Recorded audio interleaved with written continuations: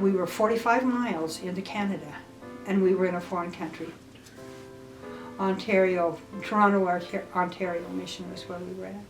And we were assigned to be in a little town of Napanee because of the smallness of the priesthood, why they wanted us to help, just to build up, strengthening the branch. And so Keith worked as a clerk in the branch there, and we did 30 families a month in home teaching. We did a lot of fellowshipping. When he started, I think that the membership record was about 153, and when we got through cleaning out the ones that had moved somewhere else, because it hadn't been taken care of, they just didn't understand the necessity or the procedures or how important it is that membership records were accurate. And so he dove into that, and when we got through, we were down to 129 or something people in the ward, so we'd gotten rid of a lot of people. And we didn't do any baptizing in particular, but we had elders that were in the branch, and so we worked with the elders a lot. We found out that we had to correlate where we were, who we were teaching, because the less actives, the missionary would go visit, and then we'd go visit, and the people got to where they were saying, you guys are just kind of attacking us, you know. So we'd correlate to make sure we weren't going to overload the missionary work onto the people. But we learned to love the people. We enjoyed them, and we had wonderful associations and made great friends with the senior couples. We had several senior couples up there, and we'd get there every 6 weeks on transfers and have a party with just the senior couples. And so we had several of them. We had a regional conference in Toronto, and so we were invited to go. They invited all the senior couples to go to this conference, and then they brought the young men and elders and the sisters from the Toronto West Mission and put them all there, but there wasn't room for our missionaries in the East Mission. So anyway, we got to go to that, and it was really a special experience. President Monson was there. That was just a year before, or a few years before President Hinckley died. And so he was a counselor then, and brother, he brought his daughter with him, and she spoke. She was really a lovely lady. In fact, you see her marching out with him all the time at conference. That's his daughter that was there. Anyway, and Brother Ballard was there too. So the two of them were there, and they had both been mission presidents of the Toronto missions, but then they had divided it from the Toronto mission to the Toronto East to the Toronto West. And anyway, as he came and left, and they did caution us, you know, don't try to make them feel like they're obligated to shake everybody's hands, because they just can't, you know, do that to everybody. So you just let them do what they do. And when they came down on the stand, I thought, oh gee, that'd be neat, you know. But we were sitting on the aisle, and President Monson came down, and he shook all the sisters. They were on the front row and up to the side of us, and then he reached over and shook Keith's hand, and then he reached over for mine, because I wasn't going to put my hand out, but he reached over for my hand, so I shook his hand. So I got to shake the hand of Brother Monson. It was a nice, no choice experience. But we had a lot of good experiences there. The missionaries were super, and we were in there on the transition of the new program of Preach My Gospel. The book came out. When we went into the mission home, they told us that the program was going to be changing, so we'd see some changes, but it wasn't until the January, we'd been up there a year, when the change came. And it was amazing to see the transformation of the process of the elders teaching to people. And they'd go to those, we'd take them to a lot of places because they had limited miles, but our miles was whatever we wanted to drive. So we'd take the missionaries on long places, and they'd go into those. Sometimes we'd go with them, but most of the time we didn't, because we felt it was overloading when you take 4 missionaries in to hit somebody with conversion stories. So we'd sit in the car and wait for them, and they'd come out and they'd say, oh, that was so awesome. The Spirit was so great. But President Hinckley had a revelation, personal revelation, that it was time to get the spirit of the gospel into the missionary. And he said, we've got to do a different program. And so that's when they began the process of writing Preach My Gospel. And the whole program was to teach with the Spirit. And so they'd been teaching before, and they'd been doing the right things, but when they'd go to those, after they got into the new program, it was amazing to see how much more effective that they were, and the spirit was so much stronger, and they taught and were directed much more about what they taught and when they taught what. And that was exciting to see that happen.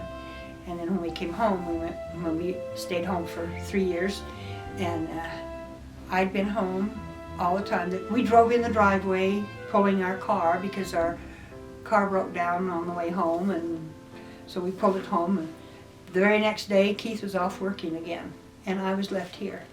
I didn't have any children to take care of. I didn't have anybody to cook for. I didn't have anything to do with my life.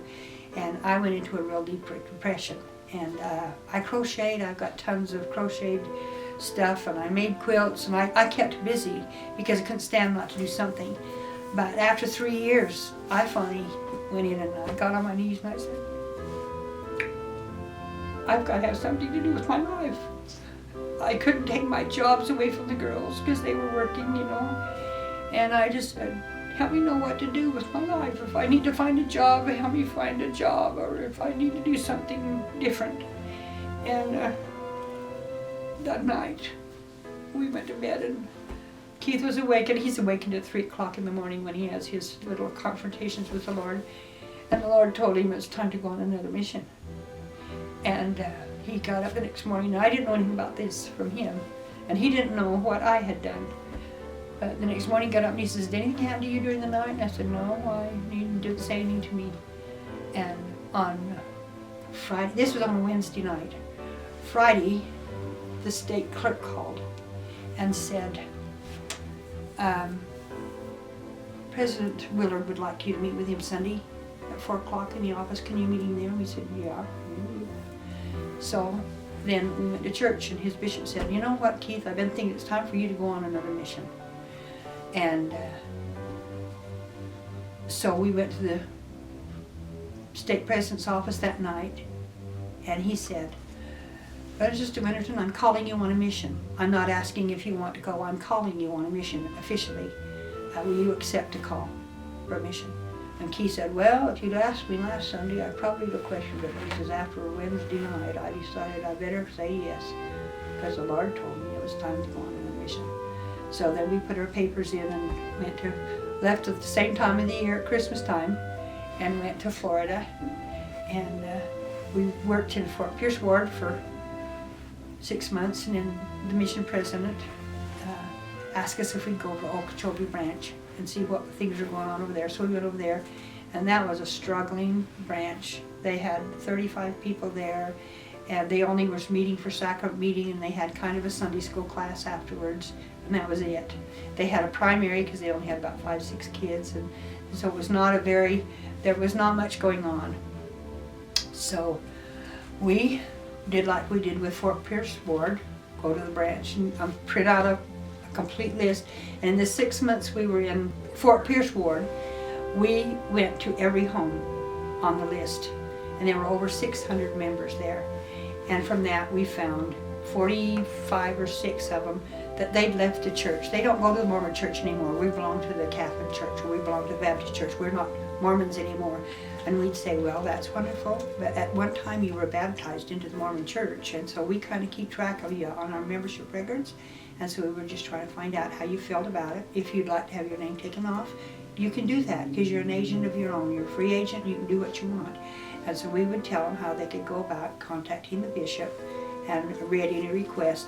And we did have 2 or 3 of them that did. Most of them, it didn't matter to them one way or the other. They didn't understand the concept of the priesthood or the power of the priesthood or the binding covenants that you make when you're baptized. They don't understand that. And so they just left the church and went to another. So we found that many families that were not. And they did such a slow, they didn't understand the need to contact home teaching, and they weren't contacting people. They had 160 people coming to church, so they felt like they were doing all right. But they had 600 members. Never weighed the issue. We've got 450 people in our ward that are not actively involved or nobody has contacted, and so they were kind of lost. And so we tried to get some of that, but we did contact every family in the branch. And then the president asked us to go to Okeechobee, so we did the same thing. We got the list, went through visited everybody. wonderful. The GPS was wonderful. We'd drive into somebody's driveway and they'd say, "How did you find me?" And it was right there on the GPS. Anyway, but it was an interesting experience, and we loved it. We had a real good response. We only had 2 people ever that told us they didn't want anything to do with us. There were people that said, "I don't want anything to do with the church," and that we're not happy about it. And so we'd end up visiting long enough that when we left, we were friends and had a good feeling with them, and they, I think, felt good about us. I think to me it was a sad thing that people just didn't know everything that they should do. You know, people get angry and said, "Well, if I can't have 3 jobs in the church, I don't want any." Or, you know, they just don't understand how important it is to delegate responsibility and to give people opportunity to serve and to involve people. In Napanee, I was over the young women, or the relief study, homemaking, and I involved all these women, and I had, 25, 30, 40 people coming to Relief Society on homemaking night because I gave them all responsibilities, invited them to help with this and help with that. And they just don't understand delegating. They don't understand that what I do is try to help you to be better and to help you to get involved and to help you become part of things. But in other churches, the preacher does it all, or whatever. But we have wonderful, special friends in Canada that were Pentecostal. We just love them dearly, and we still keep in touch with them. They'll probably never join the church, but we tried. Had opportunities. The same with people in Florida that probably never will become active, but we had really learned to love the people, and it's a good experience. We enjoyed it. I'm glad we had it. Religion. My church, the Church of Jesus Christ, has always been my life. Everything I do is built around it. I've never been inactive in the church, not because I was such a good girl. It's just that I always wanted to be involved in that. In Tridell, you either went to church or you didn't go anywhere. There was nothing going on. It was just a little tiny town, 250 people, and so if anything happened, it was oriented by the church. So.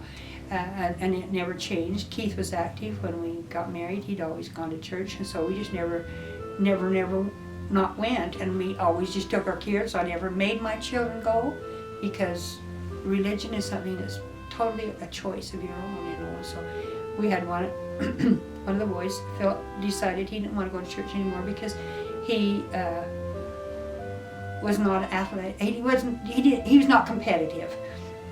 Go to mutual and you have to play basketball, and they'd get mad at him because he didn't know the plays that they were doing, and he didn't know this, and he'd go to priesthood meeting and he just got left out, and got picked on, and anyway he just decided, I'm not going to do it anymore. And I said, well, how about we make a deal? You come to sacrament meeting and you don't have to go to the other meetings. And he said, okay. And he never missed sacrament meeting. He always went, but he had that choice, and I didn't make him. One time the guy that was over the priesthood, he said to me, why doesn't Philip come to priesthood and to young women's anymore? And I said, well, he says, I ought to speak to him, I guess, when I see him at school, because he was the principal of the high school. And I wanted to kick him in the fanny, because that was my boy, my precious boy, that he had not reached out to. And he had not done anything to try to help get him involved and give him that opportunity to feel like a party to it. And I wouldn't do that. I just, it's too important that religion be totally a choice. So the kids are all active. Our kids are all actively involved. They all have positions and of responsibility, and they've always been contributors to things. And all of the grandchildren, pretty much, we've got a couple of them that are a little bit wavering, but that happens with a number we have. And I'm just really proud of all of them. But it was just, we didn't say you get up and you go to church or else, but we just got up and went to church. That's what we did.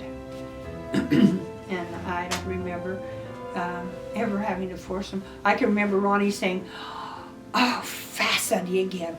Why do we have to have Fast Sunday? What are the Sundays that are not Fast Sundays? And he said, oh, they're the slow Sundays. That was when he was really little.